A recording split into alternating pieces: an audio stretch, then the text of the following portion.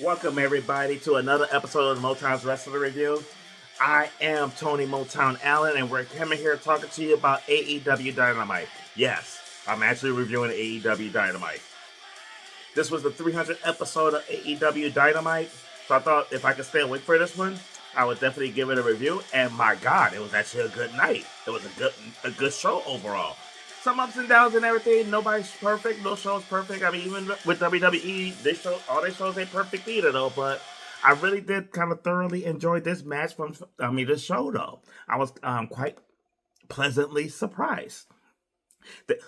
Excuse me. The Hangman Adam Page kicked off the show and everything with a promo, and then basically he challenged Jon Moxley to a Texas Death Match at All In Texas. So they already had the match, the main event set up and everything, but he wants to make it a Texas Death Match. Mox come out, tells him no. Then we had the Death Riders come out. They try to beat down the Hangman Adam Page. Minister Shirakawa getting her slaps in on Hangman. Then the Ops come out, Samoa Joe and all them to kind of even the odds, leaving Hangman and Mina Sakura in the ring along with the briefcase with the belt. So because of that, Moxley changed his answer from no to yes. Moxley decided that he will go ahead and do the Texas Death Match, which I think is a smart move. Mox is known for these matches and everything. Why wouldn't he accept it? So Heyman decided that he wants to show Moxley that he is going to do anything that he can to get the title. So to prove his point, he decided to hit He decides to hit Maria Shafir with a buckshot lariat, which I'll admit, probably one of the best buckshot lariats that the Hangman Adam Page ever hit. Not as good as Logan Paul's buckshot lariat, but it was definitely a damn good buckshot lariat that he hit on a woman. So he beats up a woman to show that he's going to do anything he can to win the title. Okay. First match of the night is Mercedes Moné versus Mina Shirakawa, and anybody that's seen, if you're in the Motown's Wrestling group on Facebook, and if you're not, you need to be there. But if you're in the Motown's Wrestling group on Facebook, you pretty much know how we feel about Mercedes Moné, brother. Have not been happy with her in AEW, but my God, I love this match. This match with Mercedes Moné and Mina Shirakawa was off the chain. I gave this match an A. That's how much I love this match. An A for a match for Mercedes Moné. Granted, majority of that grade was from Mina Shirakawa. Mina looked phenomenal in more ways than one. Oh my God, Mina Shirakawa with that body and them titties. Oh, I will put it on her like this. But she made Mercedes look like $1 million. Mercedes was selling her ass off for her, which was really good. She was very dominant in this match. Just basically controlled the match the entire time. But allowed Mercedes to get a quick roll up for the 1, 2, 3, which was fine because you know Mercedes not going to lose 10 days before All In Texas, but she wrestled the timeless one, Toni Storm. But I like how the match went. I love Mina getting a lot of offense in. And I like, okay, yeah, you're going to have Mercedes win, and you had her win the way she did, though. So I thought they did a really good job with this one. I enjoyed this one a lot. Like I said, I gave it an A. Next up is a fatal 4-way for the number 2 spot in the men's casino gauntlet match. You got MJF versus AR Fox versus Anthony Bowens versus Brody King. I had no idea this match was happening. I haven't watched a lot of AEW, so it's not like when I watched this, I knew like, okay, I'm going to get this. I'm going to get this. I walked into the show kind of blind. When they announced this when they start coming out for the fatal 4-way, the first one out was MJF. I'm like, okay, here we go. This is good. And then AR Fox came out like, okay, interesting choice. Guess you're going to get pinned, but cool. Then Anthony Bowens come out. I was like, okay. I mean, I guess. And then Brody King. And I'm just like, wow. We know who's going to win this. Like, you have basically a main eventer versus a couple mid-carders and a jobber. Like, wow. The match itself was pretty good, though. These guys, they meshed really well in the ring. I get the apparent as far as the in ring work, because even though you got a couple mid cards and a jobber, I mean, AR Fox honestly is a jobber in this match, but AR Fox is a tremendous talent though. So when I say a couple mid cards and a jobber, I'm not talking about them as far as the talents go. I'm just talking about how they're being presented to us in AEW. AR Fox, we've seen what he could do in Lucha Underground. He was, man's a fucking beast. Probably one of the most talented ones in this match, and he's the jobber of this match, which is insane. But the match itself, I thought was really well. MJF did get the win over AR Fox, no surprise there. I gave the match itself a B minus. Mark Briscoe has the number one spot, came out and was talking to MJF and everything, talking about like them facing off in 10 days in the casino gauntlet, in the casino battle royal, as he put it, but it was actually the casino gauntlet match. He wants MJF to lead the Hurt Syndicate in the back next week and come out with a mic. He'll have a mic so they could do a mic battle, I guess. So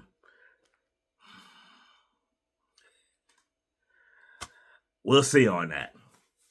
And then Kevin Knight and his partner Bailey came out. Like Mike Bailey, I think his name is. I'm sorry, guys, I don't keep up with AEW that much. But it was kind of cool to see Kevin Knight come out there because a member of the Motown's wrestler group, and and a good friend of mine, he's been in the group for like probably since the beginning. George Walker, he actually lives in California. He's actually he was actually at AEW 300 tonight because he actually got tickets and a backstage pass to go into the locker room with and he was invited by Kevin Knight.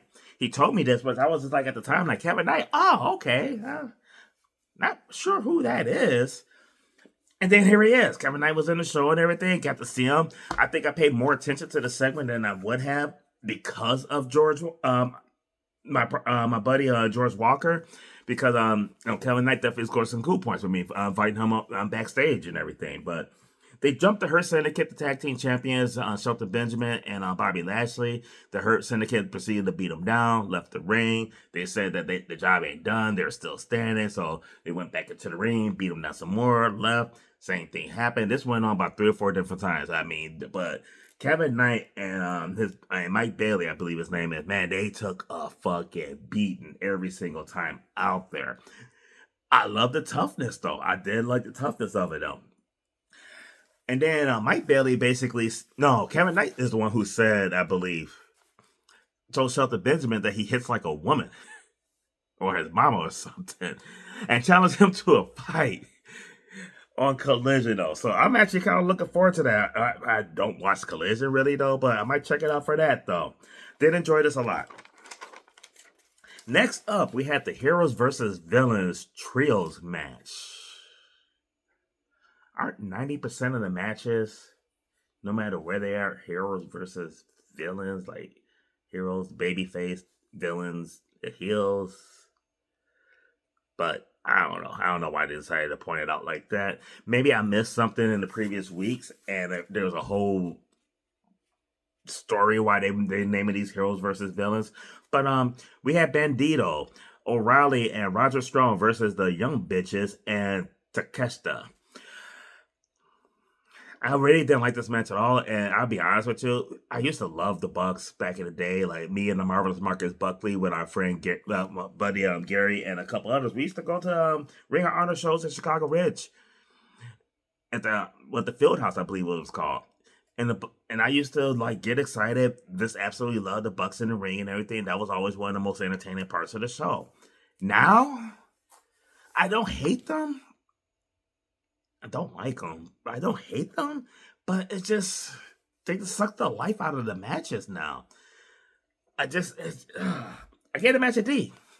And it's kind of funny because I hate Mercedes Moné, and her match was an A though. So I'm not giving this match a D because I hate the Bucks. I'm giving the match a D because it just like they just took away from the match. It just wasn't very enjoyable at all in my opinion to watch though. But the Villains won. The Bucks got the win. But then out comes Swerve Strickland and Will Ospreay to attack the Bucks. They challenged them last week to a tag team match at All In Texas and told them to put the EVP titles on the line. And then today though they said they never got an answer, and they don't want the EVP titles because they want to be EVPs. They want to give all the control back to Tony Khan. They say we have one person in charge, and that's Tony Khan. EVP said no. There's nothing for them to gain out of this. And then Will Ospreay said, "Well, I'll tell you what, if you accept that challenge and you guys beat us, we won't wrestle for the world title for a year." Which Swerve kind of looked at him like, "You got me fucked up." Swerve wasn't on a roll on that. So the Bucks was kind of happy because them two were now on the same page and everything, But Swerve had agreed to the match for them to get it. Swerve agreed, so that's the match at All In Texas. The EVP titles are going to be on the line against Sir Strickland and Will Ospreay's future world title matches, which I know, like, that's the biggest spot in the company and everything, though. But why would tag team wrestlers like the EVPs care whether they wrestle for the world title? That don't affect them. They're a tag team. They're never going to be in a. Talk about they can't wrestle for the world titles for a year. Bucks won't get a individual world title match like ever. Why would they care? Like, really? You want to punish them and tell them that the only show they can wrestle on is Collision for a year? That's a punishment. Then we come back from commercial break and we got another Heroes versus Villain match. It's Swerve Strickland and Will Ospreay versus Beast Mortis and some other guy. Match itself was pretty decent. Two of the best wrestlers in the company are teaming up with each other. And it's kind of nice because Swerve and Ospreay did a combination on Beast Mortis, or as I like to call him, MMBF, Mercedes Moné boyfriend. They hit a combination move on him to get him out the ring and then get the win against the other guy, whoever the other guy was. I'm sorry. I really just didn't care. I gave the match itself a B-. I thought it was a pretty decent match and everything. I do enjoy seeing Will Ospreay and Swerve teaming up, but I just do see them at some point feuding again, though. So I definitely got some good stuff going with them, though. Next, it's time for the main event. Okada versus Ibushi. And man, this is going to be a treat for a lot of people, though, because these guys have some classic matches in New Japan Pro Wrestling, and they're actually bringing it here to the United States on Dynamite of all shows. This is like a New Japan Pro Wrestling pay-per-view main event, and it's on Dynamite as the main event. First of all, let's start with what I hated. They started chanting "Holy shit" before the bell even rang. The crowd I'm talking about. This is awesome and nothing happens. Like, no. There was a holy shit moment. They announced them. They're standing in the ring. Come on now. Be better than this. But the match itself was good, though. Like, it definitely, as the match went on, this is awesome. It definitely deserved holy shit. But don't do it at the wrong times, though. But the match itself was incredible. Of course, Okada won. Not surprised Okada won. I gave the match at A. I hope that we get to see them in the ring again.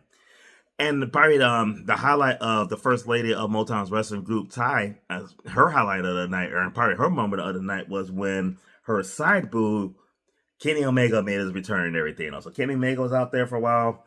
Okada ended up taking off. I will say I do like the fact that Okada is with Don Callis now instead of being with the EVPs, because I think we're seeing more of the New Japan Okada now than we did before. He's not a comedy act anymore. So overall, though, definitely a great match. I'm about to do my match of the night, tap out in a moment. Before I let you guys go, I just gave this match an A. Told you how phenomenal the match was. That was my match of the night. Okada versus Ibushi. My tap out of the show, that's something I didn't even touch on. It's the fucking EVPs with the video package doing the tour, like the shopping spree, the tour. Oh my God, that was just fucking horrible. Horrible. That was so bad. John Moxley talking about CM Punk didn't even make my tap out because this was like 10 times worse. Horrible. But my moment of the night actually features Mike Bailey and Kevin Knight. They're my moment of the night because, they just kept fighting. And, they weren't fighting. They kept taking a beatdown at the beatdown at the beatdown and just wouldn't stay down and everything. And the Hurt Syndicate went back out there and they gave them their best and it just wasn't enough. They just kept beating on them. Absolutely enjoyed that segment. And going into it, like when my buddy George said that he's going and he got tickets from Kevin Knight, and I'm just like, who is that? I don't really know the guy. I know him now.